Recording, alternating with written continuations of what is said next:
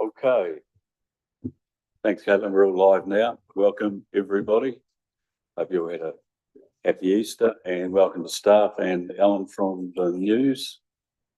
Okay, so today we've got the Karamea Special Purpose Road Workshop. I'm going to hand over to Anthony, who will run through the afternoon, and also he's happy to take questions as we go. Over to you, Anthony. Thanks, Chris. I'm probably going to start by microphone. We're probably going to start by turning the phone on. Oh, sorry. Can I just say, sorry, we have apologies from Dave Force, Tony O'Keefe, and Colin Reedy. Thank you. Sorry. Okay. So I'll start by acknowledging that it is absolutely certain that every other person in this room knows more about the Karamea highway and the special purpose road than I do, by virtue of my time here. So I've been going through a very rapid learning exercise as well. So I will acknowledge that there will be some things I say that some of you will go, hang on a minute, that's not quite right. My apologies in advance for that. But I think the purpose of this is to understand where we are today, what NZTA have requested, and how we might proceed forward with that.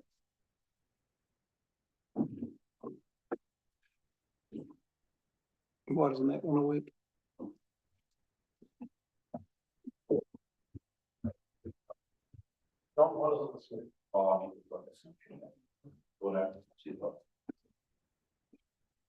Here we go. Cool. So we recently, I think last week, received a letter from NZTA requesting feedback on the future funding of the special purpose road. I think the special purpose road started in about 1992-93. They were state highways. There were quite a number of them around New Zealand. There are very few of them now. We have one, so that's technically it's two. It's the same road, both sides of Karamea. There's another one down in Westland down to Jackson's Bay, which is also going through a similar process to this. Back in 2014, NZTA signalled very clearly that all of the SPRs will need to fall back to local road status, which includes funding at the FAR. The FAR is the funding allocation rate. We have a 75% FAR, so NZTA pay 75% of all of our local road costs. We pay 25%. The special purpose roads, the SPR, currently enjoys 100% funding from NZTA. So clearly, if that fell back to 75%, there would be a cost to the ratepayers of Buller that is not currently being incurred. And we'll talk about those costs later on. They are not insignificant. So NZTA are progressing their policy of turning all SPRs into local roads. A few years ago, there was a similar conversation, and NZTA gave a 3-year grace period. So this is not a new conversation with council, but it is very important given every other cost pressure we've got as well. They have asked for a response to their letter by the 10th of April, hence the workshop today to go through that. And at the end of this, we've come up with a list of what we consider to be the key topics for that letter, as opposed to a full letter, but we'll get to that at the end. So 62 kilometres of sealed road, you know, where it is, it's actually 20% of our sealed road network if it belongs to us, so it is a significant piece. It was built after 1929, when the only other route was destroyed in the earthquake. A lot of it is built using a corduroy timber system, which was effectively the trees in the area were chopped down, put down in the soft, wet soil and covered over the soils of the time, and that method meant the trees were well preserved, but we're now 100 years later, those trees are doing what trees do in the ground and turning into dust and disappearing. And that's causing all sorts of issues with that road surface. As we all know, the geology and the altitude and the slopes are quite significant. So when there is heavy rainfall, we lose parts of the hillside, we lose trees, we get slips, we get problems. And that's an ongoing thing, and that's not a simple thing to solve. As I said, the corduroy thing is failing and causing slumping. Cyclones, Fahing and Gita recently made the whole hillside significantly less stable, and we are seeing more and more slips and trees falling as a consequence. Prior to the 21-22 storms, the cost to maintain that road was in the order of $900,000 a year. Following those storms, NZTA, sorry. Just clarification, the 900,000, was that the entire SP including all the way out to Karamea? That's my understanding, yes. Okay. Because it sits in the claim we have for NZTA as one block. So those are the numbers that we've been able to pull out to show that.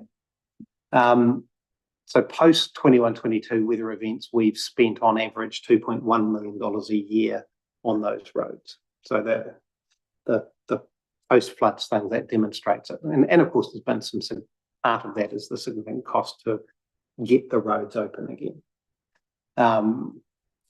Tony, Rosalie. Just on that 2.1 average, does that take all of the capital works Yes. that were done? And that's what it's averaged out at? Yes. So it's probably not really indicative, is it, of what, because it was pretty major. Correct. Yeah. Yeah, it was a significant cost. And we'll come to some cost breakdowns a little bit later on, some tables that might help explain. In 2023, Becca did a review of the drainage requirements of that road. They identified, I think the report said, around 12 million minus 10% plus 50%, so up to $18 million of drainage work required. NZTA have currently funded $3 million of that work. There's a lot to do on that road just on drainage, let alone stability. So the other part here is the criteria for what is a state highway.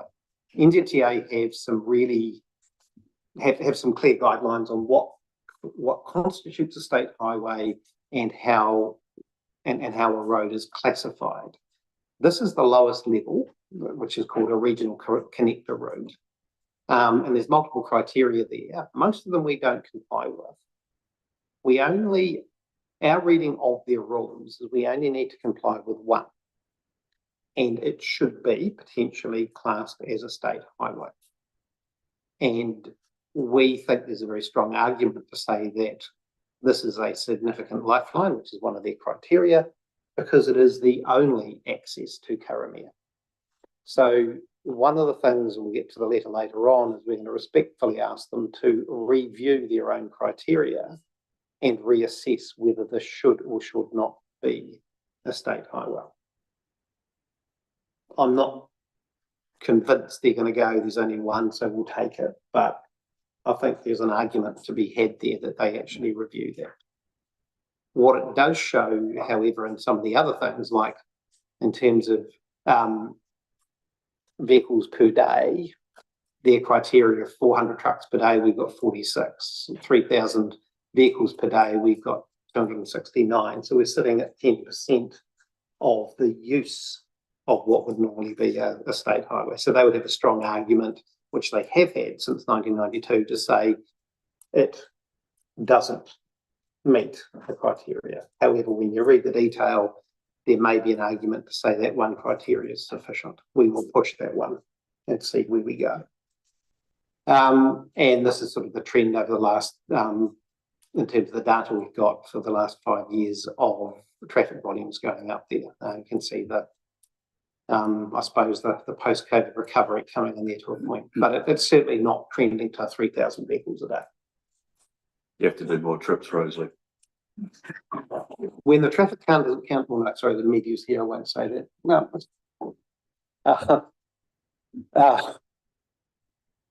So it was a state highway up until 1992. It meets that one criteria. We know that tourism numbers are rising, but they're still shy of the 20,000 tourists, international tourists needed for that criteria, but it's growing. So if you look at those trends and we extrapolate them, we might also have an argument as well with NZTA.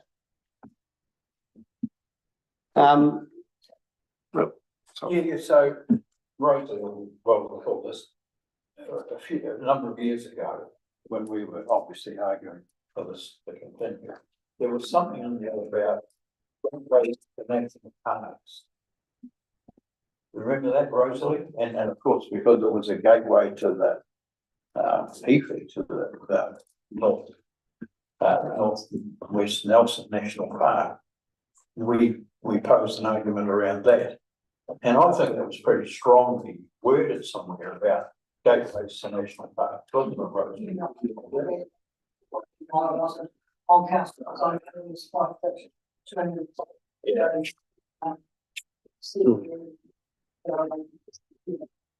Yeah, okay, so we back one, please, that status as a regional connector route. So what is meant by that connector route? Because I see you've got no alternative route, which is... Yeah, so the NZTA have multiple criteria for what state highways are, from a Auckland motorway down to, through expressways and state highways. And so there's multiple different levels. The lowest level is regional connector route. So it effectively connects parts of regions together. Yeah, because my biggest problem is, and I get quite frustrated in the fact that when it's spoken about, where over the years, council has said, oh, we'll ask for state highway recognition again. And to me, I think it's blowing in the wind for the fact that we lost the state highway because the criteria was too great. So somebody's not going to turn around and give us something back that's going to cost more. And I just feel we have to be smarter and think of some other type road, and whether we call it a connector route or whatever. But, I think we're foolish to keep pushing to get the state highway back, because when people are cutting costs, or the government's cutting costs, they're not going to, and just for all the reasons that we said, it's costing so much to maintain, they're not going to increase it to a state highway to bring it up to a better level with all those conditions that we've just heard about. So I agree with a lot of what you said. It is an argument that's been had a few times. The thing is, if there is a criteria that they have and they're not applying it correctly, they may wish to reconsider that. If they do, that's a relatively good outcome for us. It won't necessarily trigger them spending any more. What it does is it just ensures that they fund everything that needs to be spent moving forward. And then every 3 years, we don't have the same argument with them going, should it be this, should it be that? Because the other part of what NZTA will be coming to talk to us about eventually is why our FAR should remain at 75%, when I think it's only the Chathams that have, and possibly Stewart Island would have a higher rate than that. So we are quite an outlier across the coast and across the rest of New Zealand. So they would be looking to bring that back. And it wasn't until recent years that our FAR was as high as 75%. So they might argue that they should start peeling that back again. Each of those things has a cost to our ratepayers, because as we'll see moving forward. If I could just clarify with Councillor Rutherford, about the status of the gateway to a national park. Was that in a policy document or was that our argument to them? I believe it was some type of policy document from government at the time. I've just done a bit of research. I can't. There was some reference to, but I don't see how our road included. I mean, I think it, would be a bit of follow up. Yeah, I've made a note and I'll have a look at it. I've got the letter that was sent last time that was done in conjunction with Westland at that time. And that would be unpicking that to see what proceeded that. Sure. Cool. Yeah, well, my investigations into it to find out, well, what is a state highway? And we've got lots of things that tick boxes for the ex-state highway 67, such as connecting significant settlements, providing regional connectivity, access to national assets, access to national park, and the great walks is like start of the heavy track. That's the key. It's part of the tourism network. It carries freight. It's a lifeline route. It's emergency services access, public service access. It serves the Crown. And it serves the Crown for an awful lot of non-rateable land. It has we have a limited rating base.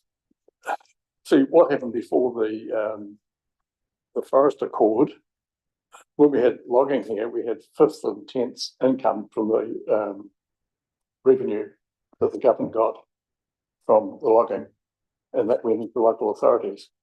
So we had the creation of the Development West Coast, or West Coast Development Trust as it started out, being paid off compensation for the lack of logging, but councils never were compensated for the lack of income they had from the 5th and 10th revenue from logging. Also, government destroyed a forest at either end of the special purpose road, one at Mokanui and one at Karamea, that within 7 years of being in production, that would have generated a rating base to sustain the road. These things were out of our hand. Government decided to destroy those forests because they only had a 7% rate of return, and they had an edict from Treasury to abandon anything that was under 10%.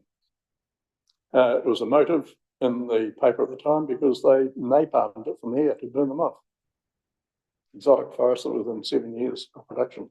So we lost the rating base, and these things must come into it. We've got a low socio-economic area. Can they afford the road? No, I say they can't. What is a state highway and what isn't? They put parameters in there to try and avoid payment for their own fiscal.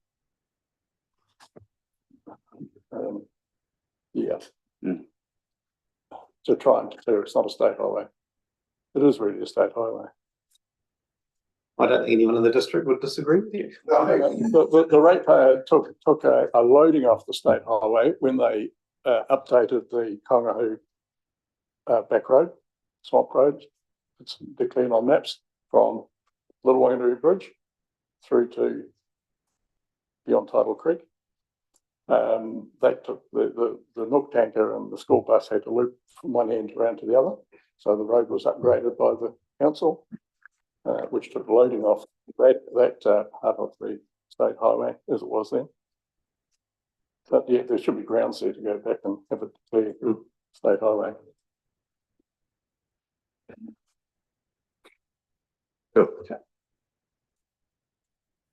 So down to some numbers. So the last 10 years of claims, the green is pre-floods, the blue is floods and post-floods, just to show the differences in there.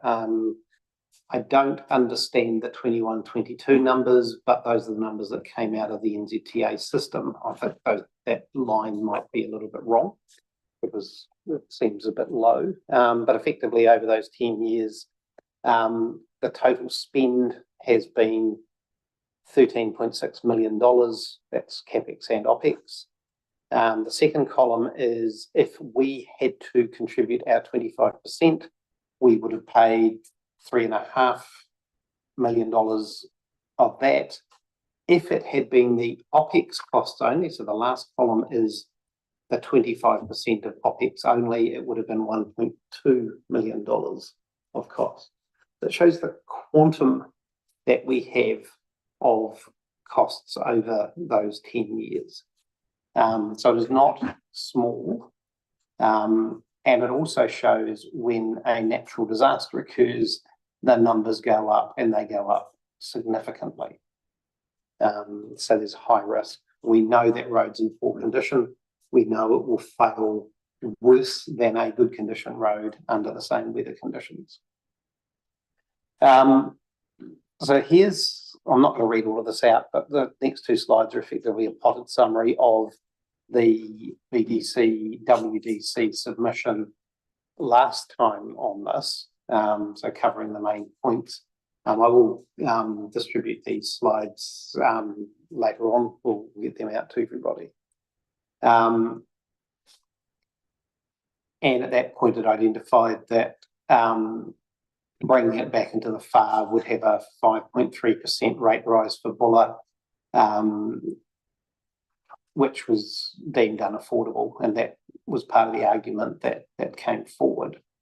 And there's history in there as well as some of the other features of the road, and the second page is more in terms of that, but it's effectively the basis of the argument that put a stay of execution last time on the SPR being brought back into local road status.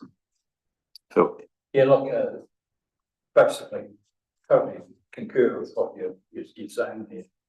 And I just wonder if it might be advantageous to rather mention that with the heavy track in Okarara, to say that it's a gateway to a significant national park that includes the heavy road and so forth. Because I mean, Karamea National Park's definitely up there as one of our major assets in New Zealand. This is a gateway to it.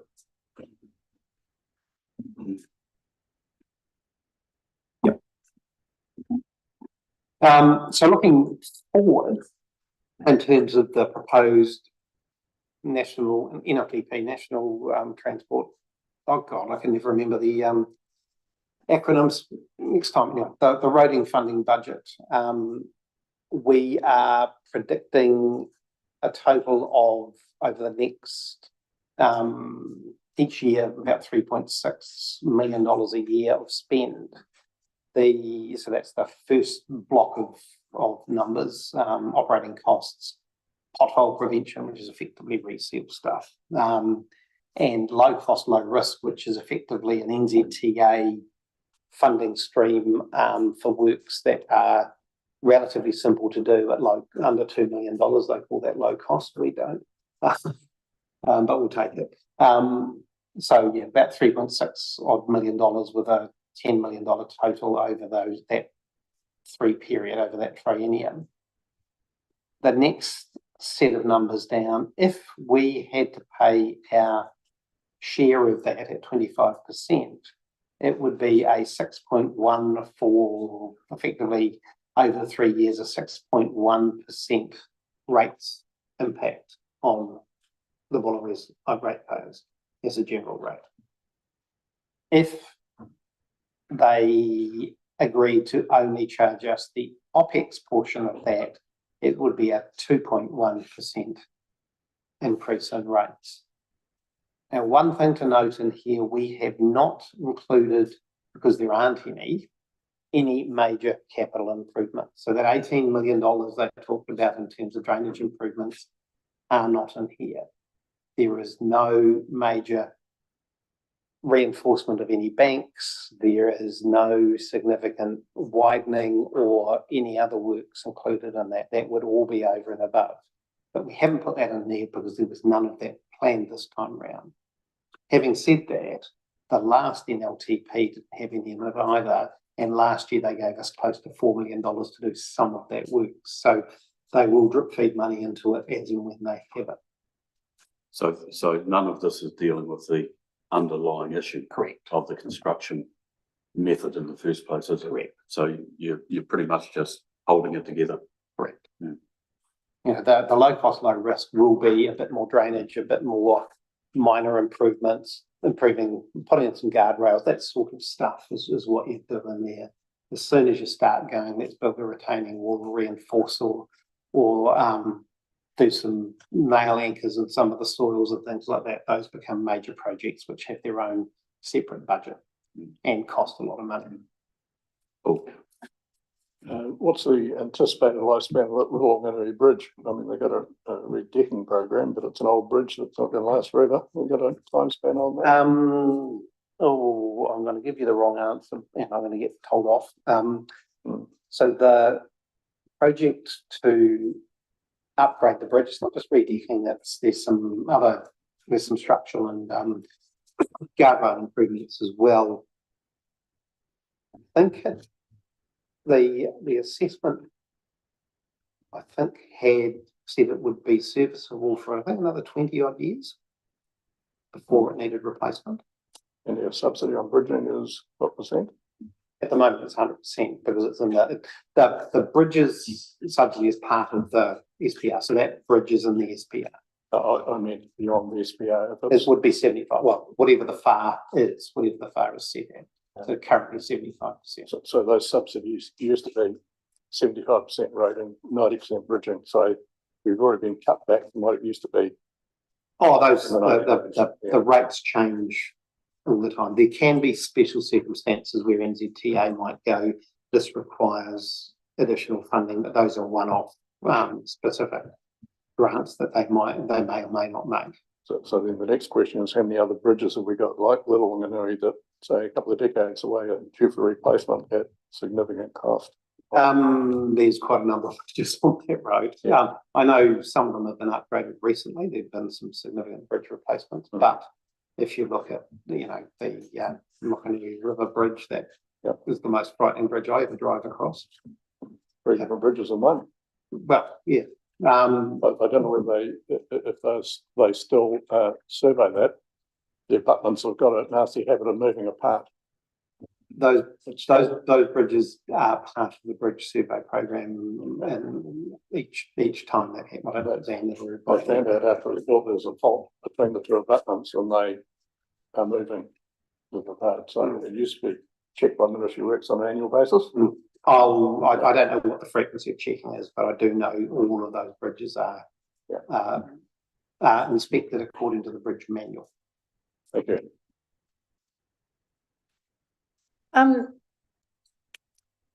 We just can't do it. If you look at that, even if we have to do a 6%, we're 2% above what the capping will be for our rates. If government go forward ahead with the rates capping, if that is with no improvements whatsoever, even if we did OPEX only, it's an immediate 2% increase, which gives us not much wiggle room for any other increases in our rates if government pushed the rates capping forward. We've 88% of our land is national park. It's we need to push back on this because there is no way we can afford it. It's just the reality of it. We're looking at flood walls, we're looking at local water done well, our own rates, and then if they push this through, it's almost the final straw that broke the camel. So it's and even the FAR rate, if it's adjusted from 75%, the effect of that is devastating as well. So there is just no way that we can take this on. We have to have a good argument, and I think Phil's right. It's a road to significant national parks, but actually we are just about all national parks in this district. That is what we are. And I think start off with that statement and jump back to Karamea one. Yes. I mean, I'd probably argue that it's not the straw that breaks the camel's back, it's the entire hay barn. Let's crush it. Just crazy.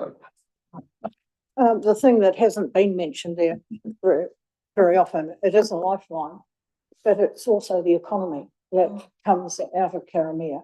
And I don't know whether anybody's been to the dairy company because I haven't seen it. It wasn't in the previous submission or not, but you know, it's quite extensive as far as the dairying goes. We've got horticulture there. to a lesser degree. And I'm not sure one other time here, but those two main things, the horticulture are minor, but certainly the dairy economy and the servicing of that. And I just don't think it can be stressed enough. One, that Shane has said we can't afford it, and two, it's a lifeline. It is a lifeline. I think the risk we've got with the argument around the dairy economic benefit, the pushback that NZTA will use on this is that those dairy farms exist in your district and they get the benefit of being there. So the economic benefit is the fact that they get the income for the milk. So therefore the region or the district has that benefit and should fund the road. And that gets used a lot. So we have, on a much smaller scale, there are gravel roads out to the back and beyond that service one or two farms that NZTA will not fund bridge replacements for, even though they're dairy farms. And so the economic side of there being a farm there doesn't become relevant to them.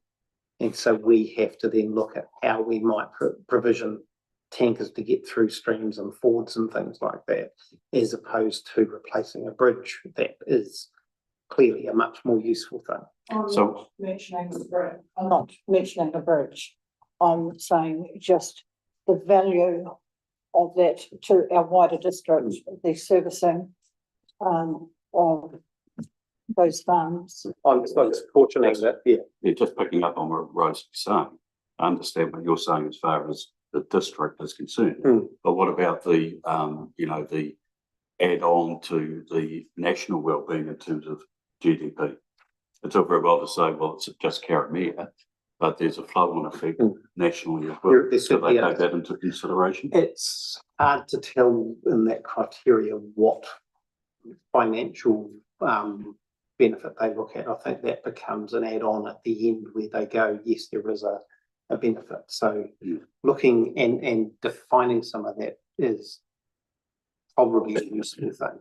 I think when we get into the response letter, we just got to be mindful. This is their first letter to say, we want to start talking to you about this. Our response is around how we see that going. There will be a further follow-up in a few weeks when our NZTA regional rep will come down and present. We're not sure what he's going to say at this point in time. See what NZTA's position is. And that will be an interesting conversation as well. He does get it. So he is actually supportive of our side. We need to get some really good data together around affordability, because this is coming up over and over again, and we just need the data, because one, we need regional council to come up with what their costs are going to be going forward. We need to have an understanding and in some form of report of our district earnings, our capabilities of paying, because we can't, and we're saying this, we actually need it in a document that actually is there that we can put in front of people, because you can't draw blood from a stone. You actually cannot. And so I think we need to do some work around getting a report together that actually shows what our ratepayers can and can't afford. Yeah, I think that's a good point. I think there's a couple of quick things that we can take from what's already on the table. One is the proposed rates cap. That's about affordability. The government is saying, on one hand, you cannot put your rates up more than this because no one can afford it. So this becomes a difficult argument for them to push. The second one is, if we look at and it was very late in the piece with local water, they had some affordability ratios that came out. And so we could potentially look at how that might apply as well. So the difficulty with that is this is NZTA, this is DIA, this is the rest of the government. So it's sort of hard to bring it together. One of the other things that I'm going to suggest here as well is the letter we've got from the NZTA officials is very clear. It says the NZTA board want to do this. So this is an NZTA board decision, it's a board policy decision. The board is answerable to their politicians. And so something that I've been told a number of times is this is also a political issue. It's a good year to have a political issue, but it will also require a political response over and above the official response through their officials to their board. And if the board is getting upwards pressure from us as officials going, this doesn't work, but also downwards pressure from the ministers, then they might be able to say, let's look at this differently. So this is not going to be a one-pronged approach. It's going to need to be a multi-pronged approach. So we're going to need to be well aligned in terms of how we deliver this from an official point of view and from a political point of view. So have you got a draft letter prepared? I've got the key, but we'll get to that shortly. Okay. So the key points that we want to put in the letter are in the last slide. And I thought it was better to argue the points rather than the specific wording because we'll all word things differently. The letter we received was to the Chief Executive. So we'll get guidance in terms of the points that we need in the response for Simon's letter to go back to them. And then the games begin in terms of the backwards and forwards with the officials and with the political side of it as well. We'd have to work through a strategy in terms of how we get the relevant ministers to talk through the issues here as well.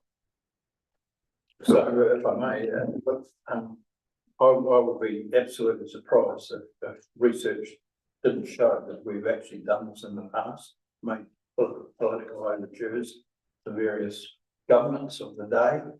There must be some record of that somewhere in our records of correspondence over this whole matter.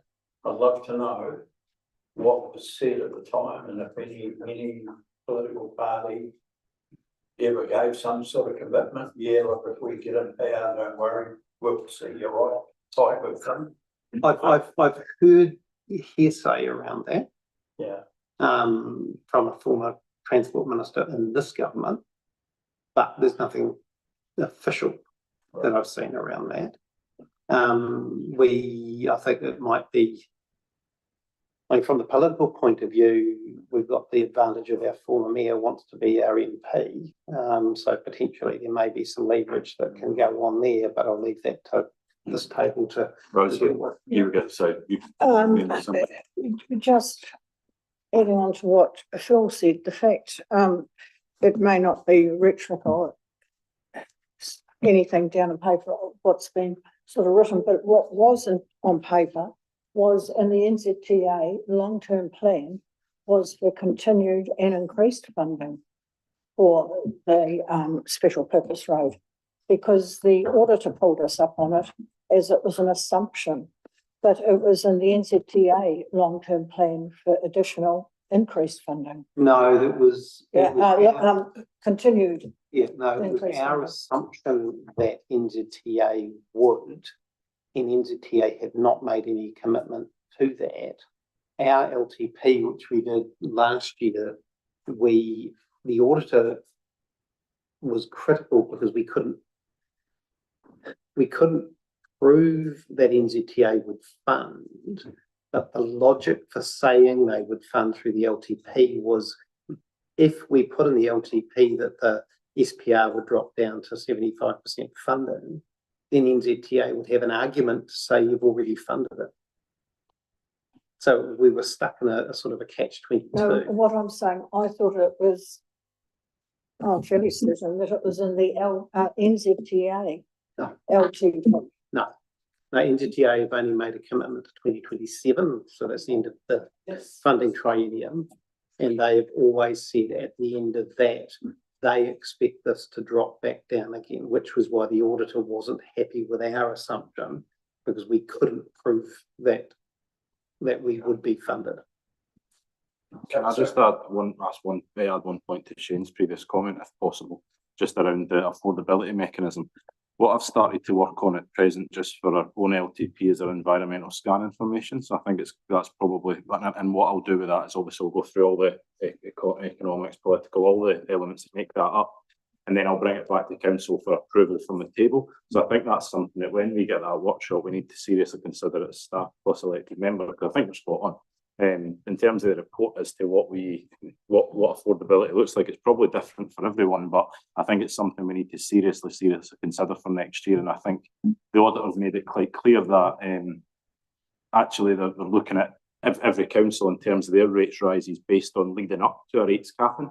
So really there should be, for councils that have got maybe over single figures this year, there will be getting questioned as to why, because obviously in next year's time, we need to be down at that kind of 4 whatever percent it is. So I think it's something we need to consider, and we will do that as part of our LTP process, definitely.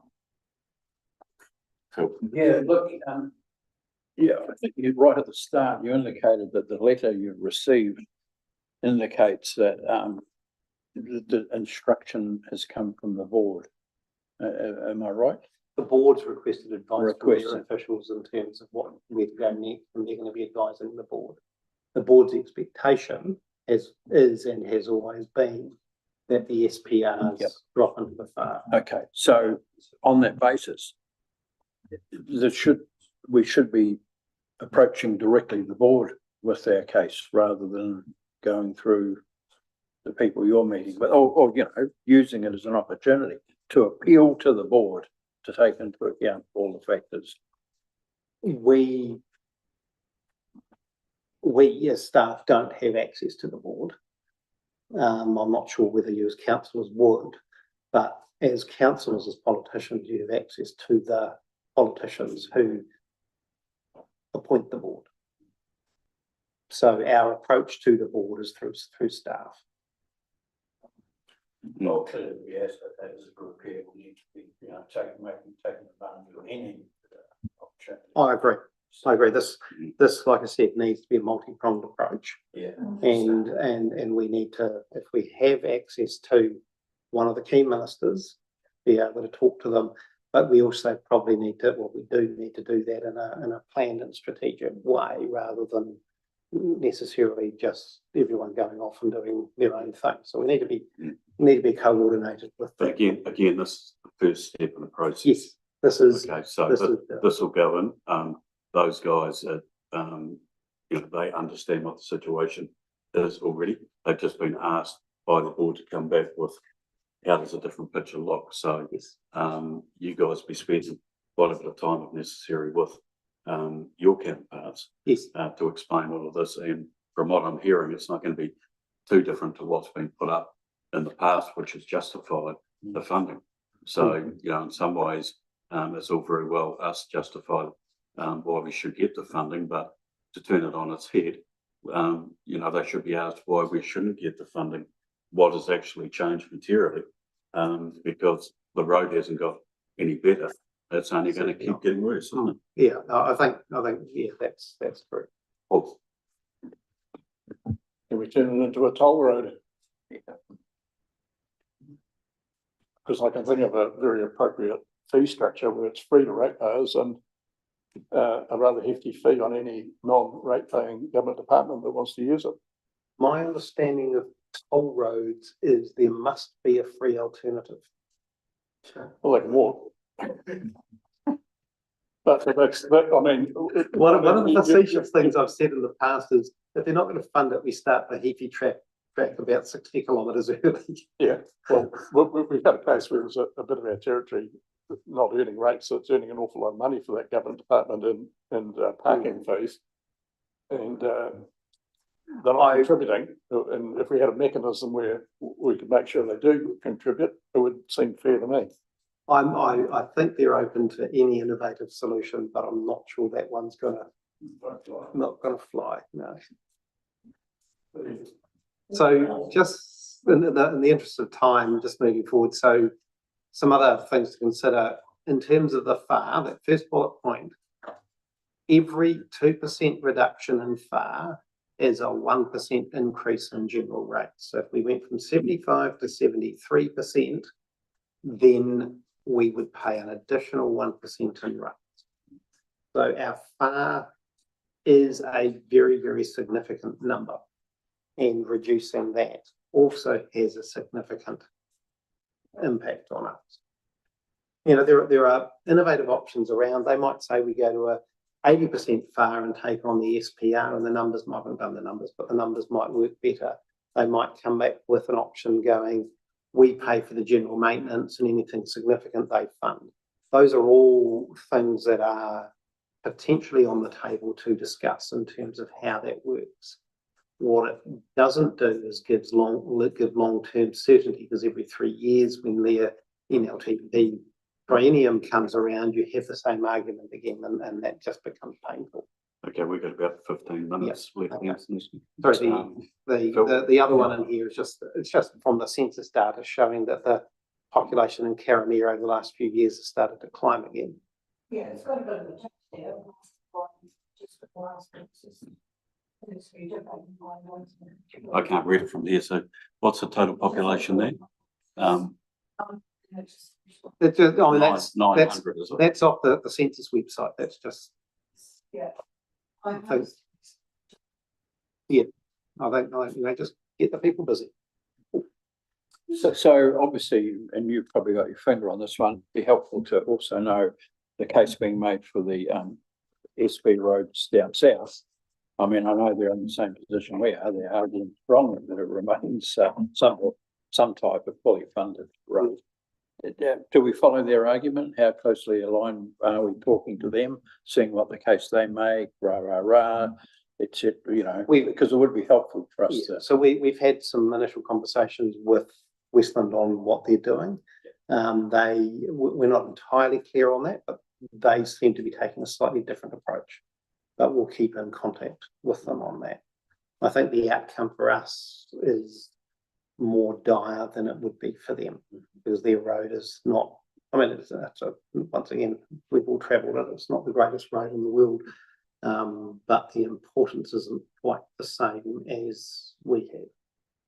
So just on here, just the list of other things, which a lot of you have talked about today around the cost of local water, the government reform, the flood scheme, 2 parts of that, rates capping, RMA reform, and just the general affordability. Those are all things that we want to sort of throw in the mix as well, to go, guys, it's really expensive to live here. Please don't make it any worse. So in summary, Anthony, from what you've heard today from our local panel of experts been around for a long time, is there anything that you've got from councillors today that you can add to where you're at? I've going to have a little more look at the gateway to the significant national park, and the affordability measure which we're looking at, the potential around the dairy economy as well, whether that's a factor that we can look into. Can I just say that when we're looking at affordability, the figure that we miss is our medium average income, which is 28,800, or it was in 2023. So it'll be slightly more now compared to the national medium average income, which was around 48. So when we're doing these figures, that's what I'm saying about, let's have the right data in there that actually shows that the low earning. Yeah, I mean, there's always talk about the impoverishment measures around Buller, and that's a significant number compared to the rest of New Zealand. And I mean, I'll follow John's lead in terms of the work he's doing on that. That won't be ready for this letter because it's got to go out by Friday. But it certainly becomes part of the ongoing conversation that we have around the actual affordability and the general affordability. Once again, that's a really useful thing when you start talking to your politicians and your wannabe politicians over the coming months. How are they actually going to help? Yeah, question, Paul? Just again on the affordability, but on the aspect of LTSA's affordability, because there's nothing to do with that. LTSA? The NZTA, sorry. The motorist provides well enough money to provide for the road maintenance in the country. So it's not a affordability issue for NZTA. They generate enough money through petrol tax. So why are they doing it? It's not to balance a budget. It's just to align things with labels they've created like SPRs. When you look at the amount of money NZTA have and the cost of the Karamea SPR, this is insignificant in their overall budget. Yeah. This is I think a philosophical thing as opposed to a financial thing. So why They in a day accidentally spend money which would far exceed the cost of keeping this road going. Mm-hmm. You know, it's I think they have huge budgets. the bottom line is that their board, have asked them to do this, probably in a range of other things as well. So, I won't say they're just going to go through and tick the box, but they're doing it in a way, have to tick the box and look into it and report back to their board. I don't think we should be, fearing that we're going to lose entirely, because I don't think that's been said at all, has it, or indicated? Yeah. Yeah. So we get down to the last slide, which is always the meaty one. So these are the 9 key points that we hold together in terms of what the letter should cover, and we'll put flesh around the bones. So first one is effectively that the SPR likely meets one of their criteria as a state highway, and we'll request respectfully that they reconsider the classification. So can it be reclassified as a state highway? And point out that if the FAR applies, the 75% funding only, we have a 6.1% increase in rates over the next 3 years. If it's only the OPEX, it's a 2.1%. If it's on the present FAR. On the present FAR, Yeah, yes. To be sort of emphasised on. But we will be clear on that. And both of those figures in numbers 2 and 3 are based, Anthony, on a sort of best case scenario that there isn't another major event. Yes, correct. If you look at the history of that road, There's always a major event. there's going to be another major event pretty soon. And that figure of 6.1 or 2.1 will blow. Although way more. we just be mindful that in the 21-22 floods, other than the issues around the PMO and some of their decision making, all of that work was 100% funded. So there is and it's not just on the SPR that was 100% funded. That flood recovery work was 100% funded. So there are circumstances like significant events where the government will pay, and that, like I said, is a one-off or a case-by-case basis. Should we be putting in the OPEX figure anyway? Because the reality is you can only do OPEX for so long. You've got to do some CapEx later. So by putting the OPEX in at 2.1%, oh yeah, it's only 2.1%, whereas that's not it's not at all sustainable. Well, sorry, there's OPEX and CapEx. The point here is if they fund the CapEx and we only fund the OPEX, the impact is 2.1. So there is always an operational cost for everything moving forward. So I'm just being reminded that I'm running out of time. And the point around the Becker costs around that 18 million for drainage and only 3 million being committed so far. 0.5 is around the affordability, and we'll put more of those affordability measures in there as well. I've just put a few in there. It's a small rating base. We have wider affordability measures, and we've got a whole slide of those, and all the other reforms that are hitting. Number 6 being around that we request that we work with them to look at other options as well, because there may be other innovative solutions that work here as well. So that demonstrates that we're open for a conversation to figure out how this might work better for both parties. And do you believe they're open for that type of conversation? Yeah, at an officer level, they are keen to find that sort of outcome. They see that as is a real possibility. Ray's got a question. Well, just so, remember that you Anthony, in one of the previous slides, you identified a year where the costs were inexplicably low. Yes. Well, isn't that the year that coincided with the major floods? So the point I'm making is, like, this would be incredibly ironic, but do we benefit in terms of the impact on ratepayers? Do we actually benefit from major climatic events? No. No, I mean, You don't think that's the reason? no, I mean, when you have major events and they rebuild roads, they're always built back better and stronger because you can't reinstate what was there. So by default, you get a better road, but you get a better road in that bit. The other bits that didn't fail have degraded as a consequence of that. So over time, things degrade. So, yeah. Okay, we've got Shane, we're going to wrap up. Just one last question, because on the criteria it had that it wasn't an access to an airport, but the road goes both ways. It is one road that goes both ways. So it is an access to an airport for people from Karamea. It was a port with a certain tonnage going out. And the same at the airport. Yeah, The airport with a certain number of people. okay, Yeah. But so the airport here wouldn't fit that criteria. okay. So, but technically it's the access to Nelson Airport or Christchurch Airport. Yeah, the only airport, any airport, Yeah. any airport, yeah. But then that comes to the number of vehicles. Yeah, There's a mix. Yeah. We scared everybody off. No, we're going to wrap it up now, Anthony. Yeah, so I suppose just in terms of those, is there something that you think we have missed in those 9 key messages?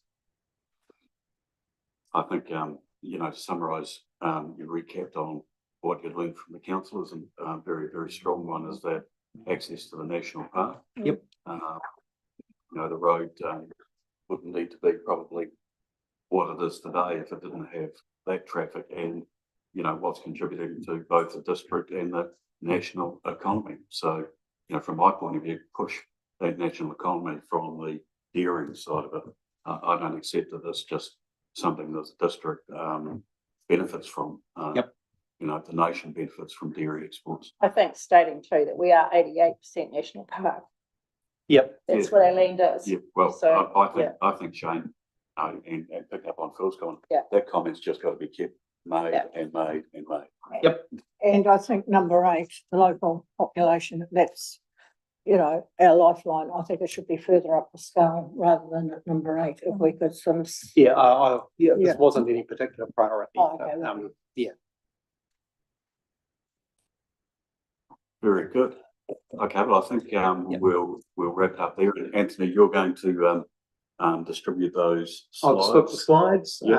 and we'll, based on this, we'll form a letter, which will be the response to NZTA, which will circulate around the councillors as well. That'd be great.